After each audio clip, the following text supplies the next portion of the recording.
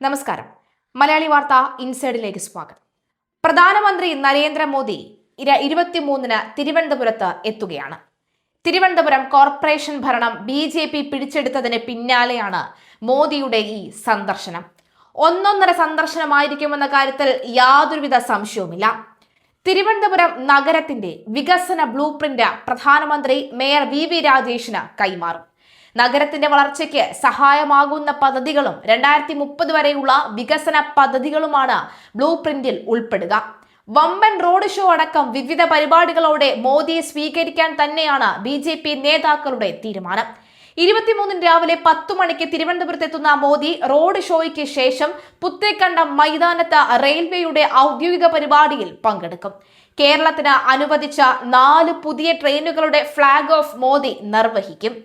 11 മണിക്ക് പുത്രിക്കണ്ടം മൈതാനത്തിൽ നടക്കുന്ന പൊതുസമ്മേളനത്തിൽ BJP പ്രവർത്തകരെ മോദി അഭിസംബോധന ചെയ്യും. 1/4 ലക്ഷം പ്രവർത്തകരെ സമ്മേളനത്തിൽ പങ്കെടുപ്പിക്കാനാണ് തീരുമാനം. 4 പതിറ്റാണ്ട് നീണ്ട ഇടത് ഭരണം അവസാനിപ്പിച്ചാണ് തിരുവനന്തപുരം കോർപ്പറേഷൻ BJP പിടിച്ചെടുത്തത്. അപ്പോൾ BJPയുടെ നേട്ടം ചില്ലറയ്ക്കല്ല. അതുകൊണ്ട് തന്നെ ആവേശത്തോടുകൂടി തന്നെ അവർ ആ കടമ്പ കടക്കുമെന്ന കാര്യത്തിൽ യാതൊരു സംശയവും വേണ്ട. സംസ്ഥാന ചരിത്രത്തിൽ ആദ്യമായാണ് BJP ഒരു കോർപ്പറേഷന്റെ ഭരണം പിടിക്കുന്നത്. 101 അംഗ കോർപ്പറേഷനിൽ 50 സീറ്റുകൾ പിടിച്ചെടുത്തായിരുന്നു BJPയുടെ വമ്പൻ മുന്നേറ്റം. കോർപ്പറേഷൻ ഭരണം ലഭിച്ചാൽ 45 ദിവസത്തിനകം പ്രധാനമന്ത്രിയെ തിരുവനന്തപുരത്ത് എത്തിച്ച നഗരത്തിന്റെ വികസന പദ്ധതി പ്രഖ്യാപിക്കുമെന്ന് BJP സംസ്ഥാന അധ്യക്ഷൻ രാജീവ് ചന്ദ്രശേഖർ പ്രഖ്യാപിച്ചിരുന്നു. മേയറായി VV രാജേഷ് സത്യപ്രതിജ്ഞ ചെയ്ത 28-ാം ദിവസമാണ് മോദിയുടെ സന്ദർശനം.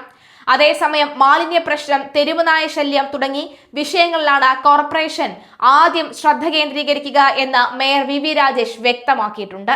നിയമസഭാ തെരഞ്ഞെടുപ്പ് പോരാട്ടത്തിലേക്ക് BJP പ്രധാനമന്ത്രി നരേന്ദ്രമോദിയുടെ തിരുവനന്തപുരം സന്ദർശനത്തോടുകൂടി നിയമസഭാ തെരഞ്ഞെടുപ്പ് പോരാട്ടം സജീവമാക്കുമെന്ന കാര്യത്തിൽ സംശയമില്ല. പാർട്ടി പ്രതീക്ഷ വയ്ക്കുന്ന A ക്ലാസ് മണ്ഡലങ്ങൾ ഉൾപ്പെടുന്ന ജില്ലയിലെ മോദിയുടെ സന്ദർശനം BJPക്ക് പ്രതീക്ഷ പകരുന്നുമുണ്ട്. പുതുതായി തെരഞ്ഞെടുക്കപ്പെട്ട BJP ദേശീയ അധ്യക്ഷൻ നിതിൻ നബിനുമായി രാജീവ് ചന്ദ്രശേഖർ അടക്കമുള്ള സംസ്ഥാന നേതാക്കൾ കൂടിക്കാഴ്ച നടത്തി തെരഞ്ഞെടുപ്പ് സംബന്ധിച്ച ചർച്ച നടത്തിയിട്ടുണ്ട്.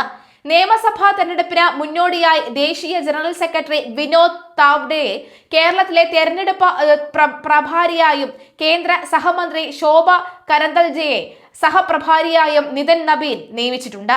എന്തായാലും ഈ നീക്കങ്ങൾ അത് വളരെ വ്യക്തവും ശക്തവുമാണ്. ശബരിമല സ്വർണ്ണക്കൊള്ളയും അതുപോലെ തന്നെ AK സെന്ററിലും ഒപ്പം CPMന്റെ പ്രവർത്തകരുടെ വീട്ടിലും ED റെയ്ഡ് നടത്തുന്ന ഈ ഒരു സാഹചര്യവും നിർണായകമാണ്.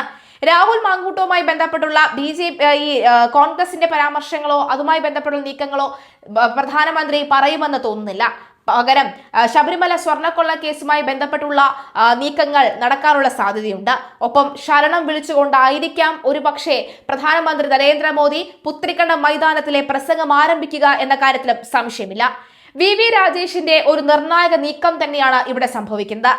മറ്റൊരു കാര്യം, തലസ്ഥാനം പിടിച്ച തുടങ്ങണം കേരളം പിടിക്കാൻ എന്നുള്ള നീക്കത്തിൽ നിന്നും തലസ്ഥാനത്ത് BJP പിടിക്കുകയും തലസ്ഥാനത്ത് നഗരസഭയിൽ മികച്ച പ്രകടനം കാഴ്ചവെക്കുകയുമാണെങ്കിൽ BJP നഗരസഭ മറ്റാർക്കും വിട്ടുകൊടുക്കാതെ ശക്തമായി തന്നെ മുന്നോട്ട് പോകാനുള്ള സാധ്യതയും വളരെ കൂടുതലാണ്. ചരിത്രത്തിൽ ആദ്യമായി തന്നെ ഗവർണറും കൗൺസിലർമാരെ വിളിക്കുകയും ആനന്ദം പങ്കിടുകയും ചായ സൽക്കാരം നൽകുകയും ഒക്കെ ചെയ്തിരുന്നു. അവിടെ നിന്ന് ആരംഭിക്കുന്നുണ്ട് നീക്കങ്ങളുടെ തുടക്കം. എന്തായാലും പ്രധാനമന്ത്രി നരേന്ദ്രമോദി വരുമെന്ന് പറഞ്ഞാൽ വന്നിരിക്കും എന്നുള്ള മാസ് എൻട്രികളൊക്കെ തന്നെയാണ് സംഘടിക്കുവാൻ പോകുന്നത്. ഇതിനു മുൻപും തിരുവനന്തപുരത്ത് വരുമ്പോഴും റോഡ് ഷോ നടത്തിയപ്പോഴും വമ്പൻ വിജയം തന്നെയായിരുന്നു. അത് അന്നത്തെ നിയമസഭാ തെരഞ്ഞെടുപ്പിൽ പ്രകടമാവുകയും ചെയ്തിരുന്നു. അതേ ആവേശവും അതേ ഊർജ്ജസ്വലതയും ഇത്തവണത്തെ റോഡ് ഷോയ്ക്കും ഉണ്ടാകുമെന്ന കാര്യത്തിൽ സംശയമില്ല. കാരണം പങ്കെടുക്കാൻ പോകുന്ന ലക്ഷക്കണക്കിന് ആളുകളാണെന്ന കാര്യത്തിലും സംശയമില്ല. എന്തായാലും VV രാജേഷും ശക്തമായ മുന്നേറ്റം നടത്തിയാണ് ഈ ഒരു തെരഞ്ഞെടുപ്പ് നടന്നത്. മാത്രമല്ല ഈ മുൻ IPS ഉദ്യോഗസ്ഥ കൂടെയായ R ശ്രീലേഖയുടെ നീക്കവും എന്താണെന്ന് കാത്തിരുന്ന് കാണേണ്ടതുണ്ട്. കാരണം ഗവർണർ വിളിച്ച ചായ സൽക്കാരത്തിൽ നിന്നും ശ്രീലേഖ മാറി നിന്നിരുന്നു. പ്രധാനമന്ത്രി നരേന്ദ്രമോദി വരുമ്പോൾ എന്തായിരിക്കും ശ്രീലേഖ കാട്ടിക്കൂട്ടുക എന്ന് കാത്തിരുന്ന് കാണാം. എന്തായാലും പ്രധാനമന്ത്രി വരുന്നത് ചില്ലറ പണിയൊന്നുമല്ല മുഖ്യമന്ത്രിക്ക് നൽകുക എന്ന കാര്യത്തിൽ യാതൊരു സംശയവും വേണ്ട. BJP ഭരണം പിടിച്ച തിരുവനന്തപുരത്തിന്റെ ബ്ലൂ പ്രിന്റ് വഴി മിഷൻ കേരളമാണ് ലക്ഷ്യം. തിരുവനന്തപുരം കോർപ്പറേഷൻ ഭരണം നേടിയാൽ 45 ദിവസത്തിനകം പ്രധാനമന്ത്രി തലസ്ഥാനത്ത് എത്തുമെന്നായിരുന്നു BJPയുടെ തെരഞ്ഞെടുപ്പ് വാഗ്ദാനം. ഭരണം പിടിച്ചതിന് പിന്നാലെ വാക്കുപാലിച്ചെത്തുമെന്ന മോദിയുടെ വമ്പൻ പ്രഖ്യാപനങ്ങൾ തലസ്ഥാനത്തുണ്ടായേക്കുമെന്നാണ് പ്രതീക്ഷ. വികസിത തിരുവനന്തപുരത്തിന്റെ ബ്ലൂ പ്രിന്റ് പ്രധാനമന്ത്രി പുറത്തിറക്കുന്നതാകും ഏറ്റവും ശ്രദ്ധേയം. കേരളത്തിൽ നിന്നുള്ള അമൃത് ഭാരത് റെയിൽ സർവീസ് അന്നേ ദിവസം പ്രധാനമന്ത്രി ഫ്ളാഗ് ഓഫ് ചെയ്യും.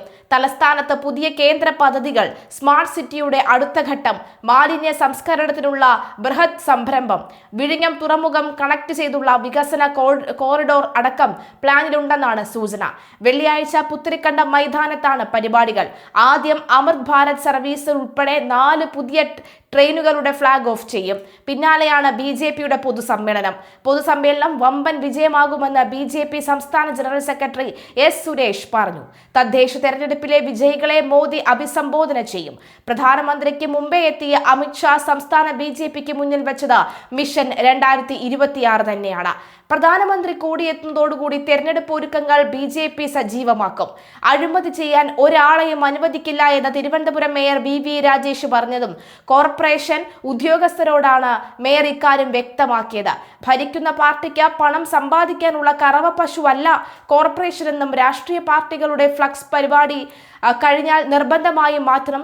10 മുതൽ 5 മണി വരെ ജോലി ചെയ്യുന്നെന്ന് ഉറപ്പാക്കണം. കൊടി കെട്ടുകയോ പാർട്ടി പ്രവർത്തനമോ ചെയ്യാം, പക്ഷെ ജോലി സമയത്ത് പാടില്ല. ജനങ്ങളോട് സൗഹൃദപരമായി പെരുമാറണം.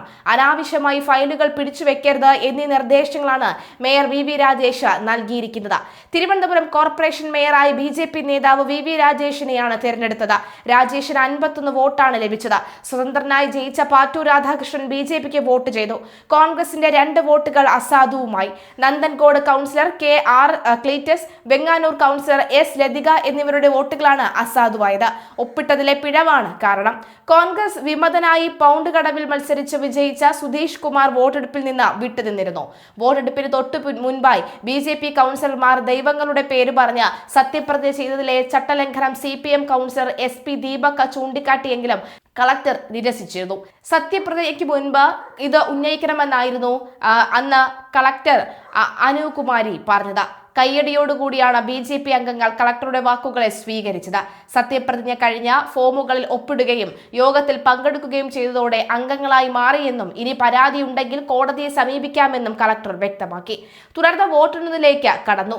ഭരിക്കുന്ന പാർട്ടിക്ക് പണം സമ്പാദിക്കാനുള്ള കറവപ്പശുവല്ല കോർപ്പറേഷൻ എന്ന് തിരുവനന്തപുരം മേയർ VV രാജേഷ് പറഞ്ഞത് മുതൽ തന്നെ തിരുവനന്തപുരത്തുകാർ കൈയടിക്കുകയാണ്.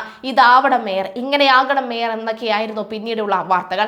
അഴിമതി കാട്ടാൻ ഒരാളെയും അനുവദിക്കില്ല. കോർപ്പറേഷൻ ഉദ്യോഗസ്ഥരോടാണ് മേയർ ഇക്കാര്യം വ്യക്തമാക്കിയത്. രാഷ്ട്രീയ പാർട്ടികളുടെ ഫ്ലക്സ് ബോർഡ് പരിപാടി കഴിഞ്ഞാൽ അപ്പോൾ തന്നെ അഴിച്ചുമാറ്റം തുടങ്ങി അനവധി കാര്യങ്ങളാണ് അദ്ദേഹം മുന്നോട്ട് വെച്ചത്.